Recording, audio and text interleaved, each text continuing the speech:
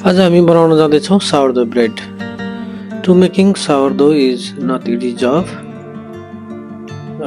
यो ब्रेड बनाउन त्यति सजिलो चाहिँ छैन, किनकि यो ब्रेड तपाईले सोचे जस्तो 1 घण्टामा, आधा घण्टामा अथवा 2 घण्टामा बन्ने ब्रेड हैन। यसको लागि चाहिँ अलिकता समय लाग्छ, अलिकता भन्दा धेरै समय नै लाग्छ।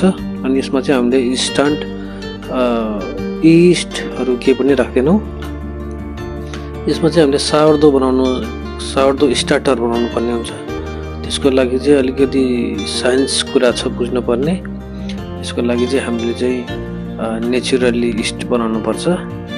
त्यो भनेको साउरडो स्टार्टर हो। साउरडो स्टार्टरमा चाहिँ त्यहाँ एउटा हामीले मैदा र पानीलाई मिलाएर राख्छौं। त्योबाट चाहिँ नेचुरली ब्याक्टेरिया पैदा हुन्छ र त्यसले चाहिँ यो ब्रेडलाई चाहिँ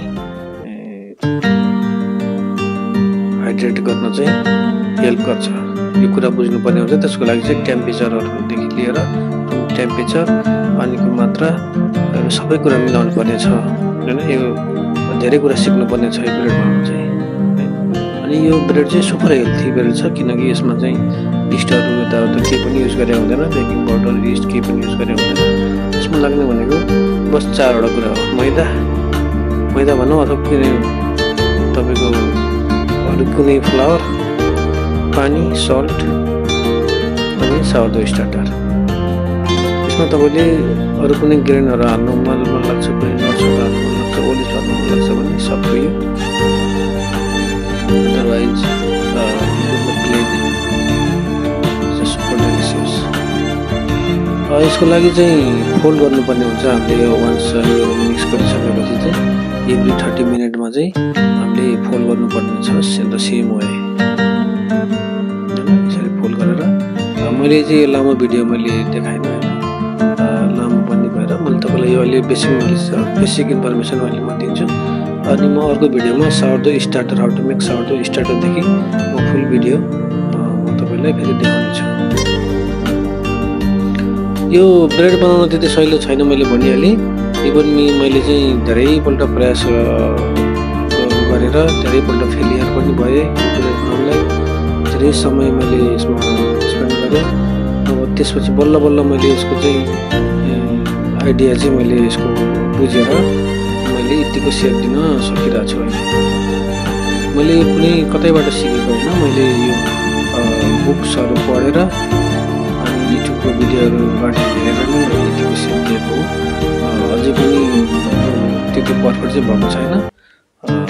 more way to go, still learning. So यो चाहिँ मेरो फाइनल सेप हो। यो चाहिँ लास्टमा चाहिँ यो सेप गरेपछि एटलिस्ट 2 आवर चाहिँ हामीले यसरी रेस्टमा राख्नुपर्छ। त्यसपछि अब म चाहिँ बेक गर्छु। यो चाहिँ एकदम हाइड्रेट भइसकेको छ। यो चाहिँ अलि राम्रोसँग टसिनु पर्ने थियो। ठिकै छ, मैले जोडेर फेरि काट्छु। काट्न चाहिँ ब्लेड पत्ती युज गर्दा हुन्छ। मैले पत्ती पाइन, नाइफ पनि एकदम सार्प छ।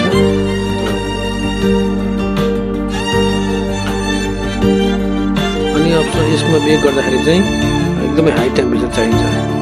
एटलिस्ट 250 डिग्री फर 15 to 18 मिनेटमा चाहिँ यतिको ब्रेड चाहिँ पाक्छ हाई टेम्परेचरमा। अब यो ओभनमा हाल्दाखेरि चाहिँ एकदम ओभन पहिला नै एकदम गरम गर्ने। अनि हालेर चाहिँ त्यो तलपट्टि चाहिँ अलिकता पानी, तातो पानी हालेर चाहिँ हल्का स्मोक दिने। त्यो भए चाहिँ बाहिरको चाहिँ एकदमै क्रान्ची हुन्छ, भित्र सफ्ट हुन्छ।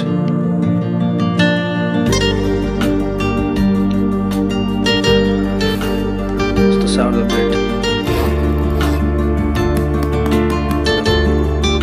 Thank you guys for watching.